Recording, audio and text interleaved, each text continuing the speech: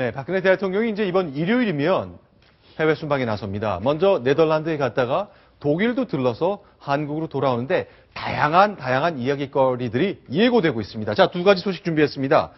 아베 신조 총리와 이제 정상회담은 사실상 처음 하게 되는 건데. 처음 하게 되죠. 그리고 독일에서는 다양한 이야기를 역시 내놓을 수밖에 없는 것 같습니다. 자, 하나씩 보겠습니다. 아베 신조 총리와의 정상회담 어떻게 진행됩니까? 예, 한미일 같이 만납니다. 네. 따라서 뭐 한일 두 정상만 만나는 게 아니라 오바마 네. 대통령까지 해서 오바마 대통령, 박근혜 대통령, 그리고 아베 신조 총리까지 그렇게 세 명이 네. 24, 25일 언제인지 정확히 확정되지 않았지만 핵 안보 네. 정상회담이 열리는 중간에 만나게 되고요. 네. 그 안에서 아마도 북핵 문제를 중심으로 얘기가 오갈 것 같습니다. 3자 회담이다 보니까 아무래도 네. 시간이 많지 않고 그래서 네. 다양한 논의를 하기 힘들 것 같고요. 북핵 문제를 중심으로 아마 논의가 이루어질 것 같습니다. 네. 근데 이것과 관련해서는 이제 네. 사람들이 제일 궁금한 것이 그러면 우리가 요구해온 일본이 어떤 진정성을 보였느냐 그렇죠. 이제 이게 제일 궁금한 거잖아요. 그것과 관련해서 오늘 외교부 고위당국자가 오후에 백브리핑을 하나 했습니다. 네, 네. 어떤 내용인고 하니 네. 한일 국장급 회담 그러니까 위안부 문제를 다루기 위한 네. 한일 국장급 회담이 지금 협의 중이라는 내용으로 지금 들어와 있습니다. 그러니까 이번 정상회담 때 역사 문제나 과거사 문제는 논의하지 않는데 그럼 지금 조태영 대변인 얘기한 것처럼 이 정상회담과 별도로 한일 양국 정부가 위안부 피해자 문제 관련해서 국장급의 회의를 연다. 네, 그렇죠. 공개적으로 얘기한 거네요. 사실 지금 위안부 문제는 해결 방법을 찾지 못해서 계속 교착 상태였는데 네네. 어쨌든 이것과 관련해서 조금 풀어나가면서 한일 관계를 좀 개선하려는 움직임 네. 이런 게 필요한 것이고 당연히 네. 이제 기자들이 이게 전제 조건이냐 그럼 네. 한국과 일본의 정상이 만나기 위한 전제 조건으로 지금 이것을 하고 있는 것이냐라는 질문이 들어갔을 때는 네. 사실 외교부 답변은 꼭 네. 그런 것은 아니다. 왜냐하면 북핵 문제와 우리 그 양자 간의 위안부 문제는 별개의 것이다라고 얘기는 하고 있습니다. 네. 그렇지만 제가 볼 때는 연계가 안 돼 있다고 말하기는 어렵습니다. 그렇죠. 일본이 태도가 바뀌지 않고서 우리 대통령이 일본 정상을 만난다 한들 어떤 속 깊은 얘기가 되고 신뢰받을 수 있는 대화를 나눌 수 있겠습니까? 그렇죠. 그래서 한미일 정상회담 이후에 과연 한일 정상회담까지 갈 수 있느냐 이게 이제 최대 관건인 거고. 네. 근데 지금 이제 이정은 차장께서 얘기한 것처럼 네. 뭐 위안부 이제 국장단 협의에서 어떤 결과가 나오느냐 그것이 바로 이제 한일 정상회담 갈 수 있느냐 이제 이런 길목이 될 것 같습니다. 자, 알겠습니다. 일단 24일, 25일 네덜란드에서 핵안보 정상회의가 열리는데 그 언저리에 어떤 형식으로든 미국, 한국, 일본 3국의 대통령들이 만납니다. 정식 회담이라고 말하기 좀 어려울 수 있겠습니다만 어쨌건 아베 신조 총리와 함께 우리 대통령이 처음으로 마주한 일이 생깁니다. 과연 어떤 대화를 나눌지 또 어떤 신뢰를 회복할 수 있을지 많은 분들이 기대를 갖고 있습니다. 자, 일단 그럼 네덜란드 일정 관련해서 그게 가장 주목할 것이고요. 네덜란드 일정을 마친 후에 대통령은 독일을 방문합니다. 독일이 어떤 나라입니까? 그렇죠? 예. 다양한 일들이 있는데 간단하게 일정 정리를 좀 해주시겠어요? 예, 뭐 정상회담들이 예정돼 있고 국빈 방문이다 보니까 아무래도 네. 국빈 행사들이 많습니다. 뭐 대통령 초청하는 오찬도 있고 네. 메르켈 총리와의 정상회담도 있고. 근데 가장 주목해야 될 건 전 마지막 28일 날 드레스덴을 방문합니다. 드레스덴은 독일의 도시 드레스덴. 그렇죠. 독일의 도시지만 그러니까 동독의 가장 경제 그리고 과학 중심 도시입니다. 그곳에 가서 그러니까 한국 대통령은 처음으로 이제 드레스덴을 방문하는데 네. 거기 드레스덴 공대에서 명예학 박사를 받고 네. 그다음에 연설한다 20분간. 아하. 근데 그 연설이 박근혜 대통령이 어떤 그 한국에서 했던 통일 대박의 연장선에서 어떤 네. 자신의 통일 구상을 구체적으로 내놓을 것으로 보이기 때문에 네. 그때 연설에 가장 주목되고 있고요. 네. 그리고 그거 말고 이제 경제 협력 일정들이 이제 있습니다. 예. 자, 지금 이재명 차장 얘기한 것처럼 이번에 이제 동행 취재를 하는 거잖아요. 예, 그렇습니다. 자, 드레스덴에서 박근혜 대통령이 한반도의 미래를 그리고 통일 한국을 위한 비전을 제시할 걸로 예상이 되고 있습니다. 그 연설 각별히 좀 주목을 해야 되겠네요. 하지만 박근혜 대통령이 이제 독일 드레스덴 연설뿐만 아니라 독일을 찾는 대통령의 마음은 좀 남다를 것 같아요. 남다르죠. 네. 바로 박정희 전 대통령이 1964년에 네. 서독을 방문해서 우리 경제를 일으킬 종자돈을 빌려옵니다. 네. 그게 딱 50년 만에 지금 이제 박근혜 대통령이 다시 독일을 방문하는데 네. 당시에 파독된 광부들 네. 그리고 간호사들을 만나서 박정희 대통령과 유경수 여사가 많이 눈물 흘립니다. 자, 오늘 저희가 유난히 어머니와 딸에 관한 기사가 많다 그랬는데 바로 이것도 그 중에 하나일 것 같은데요. 자, 50년 만에 찾는데 유경수 여사가 1964년 독일 고아원을 방문했을 때의 모습이군요. 예.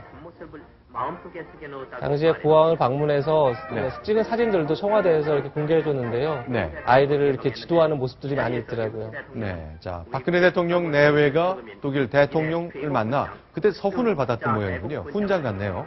예, 서로가 양쪽의 훈장을 주고받았습니다. 네. 온 시민들의 열렬한 환영을 받으며 시청에 도착, 네. 가는 곳마다 태극기를 든 수많은 군중들의 열광적인 환영을 받은 박 대통령은 바쁜 일정에 따라 네, 그런데 이제 지금 장면 보신 것처럼 저렇게 힘겹게 눈물겨운 독일 방문, 결국 미국에서 거절당한 뒤, 정말 냉정하게 거절당한 뒤에 나라 경제를 살릴 수 있는 돈을 빌리려고 갔던 거잖아요. 그렇습니다. 그런 만큼 절절한 사연들이 많이 있는 것 같은데, 예. 책이 한 권 있다면서요? 궁정 7만리? 예, 그렇습니다. 네. 유경수 여사가 이제 독일 갔다 쓴 책인데요. 네. 그 중에 저희가 몇 가지 좀 예. 제목을 좀 영상으로 준비해 봤습니다. 자, 책이 나왔고 유경수 여사가 직접 원고를 쓴 대목이 일부 있는데 이런 대목이 나온다는군요. 같이 보겠습니다.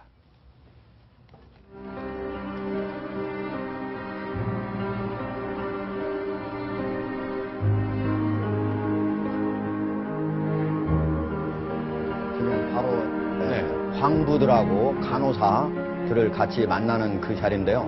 1963년부터 1979년까지 네. 우리가 독일에 약 8,000명의 광부하고 11,000명의 간호사를 보냈습니다. 그거는 아까 우리 이재명 차장이 설명했듯이 네. 1960년대 초반에 서독에서 네. 1억 5천만 마르크, 지금으로 따지면 한 3,500만 달러. 500만 달러. 예, 500만 달러 정도 되는 돈인데요. 네. 그 돈을 빌리면서 대신 우리 바로 광부와 네. 간호사들이 인력으로 가서 일을 해주고 그 월급으로 결국은 갚게 되는 것입니다. 네. 자, 궁정 7만리라는 책, 그 맨 뒷부분에 유경수 여사가 직접 쓴 글인데 간단히 좀 소개를 하겠습니다. 자, 광부, 또 파독 광부와 간호사를 마주하면서 나는 원래 웃음을 주고 위로를 주겠다면서 이곳을 방문했다. 근데 그렇게도 마음속으로 단단히 생각했는데 엉뚱하게도 그분들을 대하는 순간에 검은 눈동자, 황색 피부에 낯익은 우리 젊은이들의 환성, 발을 들여놓는 순간 아프도록 가슴에 맺혀오는 무언가 때문에 뭉클한 감정이 솟아올랐다. 시야가 뽀얗게 흐려지는 것을 느꼈다고 썼습니다. 아마 박정희 대통령하고 네. 유경수 여사가 그럴 수밖에 없었던 게 네. 당시에 갔던 그 광부들이 네. 지하 1000m에서 무려 4000m까지 내려가가지고 1000m에서 지하 4000m까지. 예, 거기까지 내려가서 탄을 캐는데 네. 많이 다쳤다고 그럽니다. 그렇죠. 실제로 여러 가지 가장 상처가 험한 거기에 일. 네. 나왔는데 여러 군데 상처가 난 광부들이 많았다. 그걸 보면서 바로 눈물이 나오지가 않을 수가 없었고 네. 그리고 실제로 너무 고되고 해가지고 네. 서독에 네. 파견된 광부들 중에서 65명이 사망을 했습니다. 그렇죠. 우리 그리고 젊은이들 간호사도 네. 제 기억으로 15명인가가 사망을 했습니다. 자, 이런 대목이 보이는군요. 자, 분별 없이 마구 흘러내리는 눈물을 나는 들이킬세라 참고 또 참았으나 걷잡을 수 없는 격정은 애국가가 울려 퍼지는 그 소리를 핑계 삼아 나로 하여금 어쩔 수 없이 흐느끼게 하고 말았다. 방금 유경수 여사가 눈물을 이렇게 닦는 동영상이 나오지 않았습니까? 네. 유경수 여사뿐이 아니라 네. 박정희 전 대통령도 이제 연설을 하기 시작합니다. 연설을 하다가 갑자기 원고를 그냥 버려버리고 네.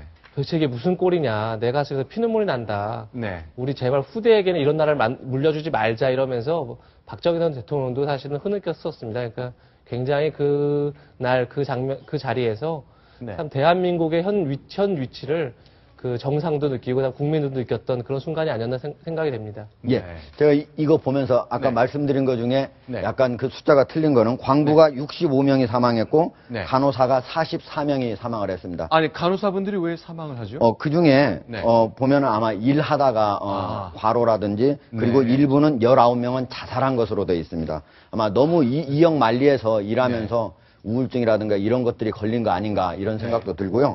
그 다음에 우리가 제가, 정말 1인당 GDP가 100달러 언저리에서 머물던 그 시절에 그렇게 젊은이들이 목숨을 잃어가면서까지 달러를 벌기 위해서 돈을 벌기 위해서 힘들게 보냈다는 것 참 많은 분들이 잘 기억하지 못하실 거고 예. 또 아예 그 사실 자체를 모르는 세대도 분명히 존재하잖아요. 예. 제가 네. 유경수 여사의 이 방독기에 가장 제가 좀, 감동을 받았던 네. 부분이 있습니다. 네. 원래 유경수 여사는 이 방독 열흘간이나 갔거든요. 9박 네. 10일 일정이었거든요. 그래서 야, 과거에 내가 하이넷이 읽었던 라인강, 무슨 네. 그냥 고색 창연한 성벽, 사원 이런 것을 좀 가보고 싶었다고 그럽니다. 네. 그런데 그런 것들은 일정에 하나도 없고 네. 모두 공장지대라든지 네. 그리고 탄광지대라든지 이런 네. 것들로 돼 있었고 자기 의견을 반영할 수가 전혀 없었고요. 네. 그다음에 애들한테 네. 사실은 어린애 이제 셋이죠. 박근혜 대통령을 비롯해서 다들 어렸을 일남 때니까. 이녀가 있었죠. 예.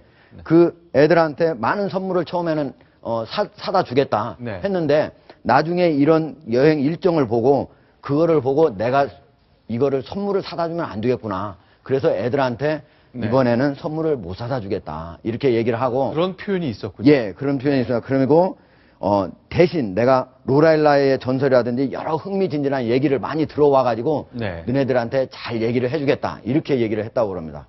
자, 아이들한테 선물을 사다 주고 싶은 사람, 아마 해외 여행 경험이 정말 제한됐던 그 시절 어느 부모나 그런 마음이 있었겠습니다만 독일에서의 대통령 일정 생각하면 그 마음이 절로 없어졌을 겁니다. 눈물이 났을 거고 조국의 현실이 가장 먼저 눈에 밟혔을 게 선합니다. 자, 다음 주 이어지는, 이번 일요일부터 이어지는 네덜란드와 독일 방문, 다양한 뉴스가 생산될 겁니다. 역시 저희 채널 A 뉴스탑10이 성실하게 추적해서 보도해드리겠습니다.